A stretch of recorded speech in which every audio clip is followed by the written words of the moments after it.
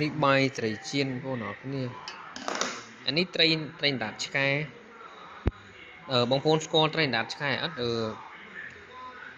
ប៉ុន្តែមិនអានដាតឆ្កែប៉ិន2ម្រាមនេះដាតឆ្កែនេះមួយទង្ងន់មកក្បាលជាង2គីឡូធំ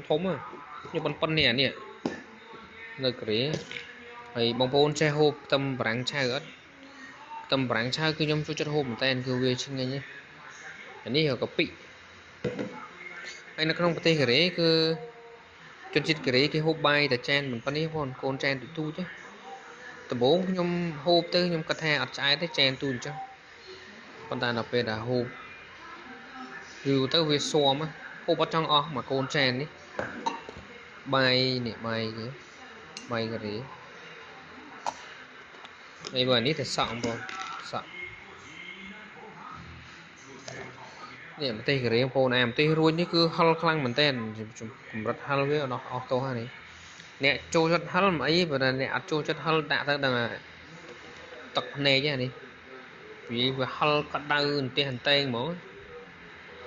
ហើយបើខ្ទឹមបារាំងនេះយើងហូបឆៅវាជួយច្រើនមែនតើផ្ដាសាយអីហ្នឹងហើយវាជួយ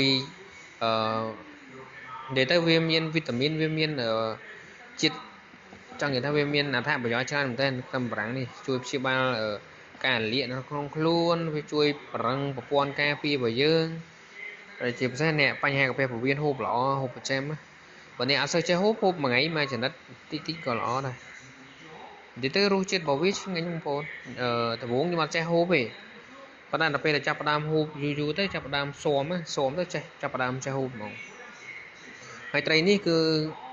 ប្រឡាក់ជាមួយម្សៅហើយបំពងបងប្អូនអានេះមានទឹកត្រីកកុងឆ្ងាញ់មែនទែនបំពងវាយើងហូបតបជាមួយទឹកត្រីកកុងបាយតែទូចានប៉ុណ្ណឹង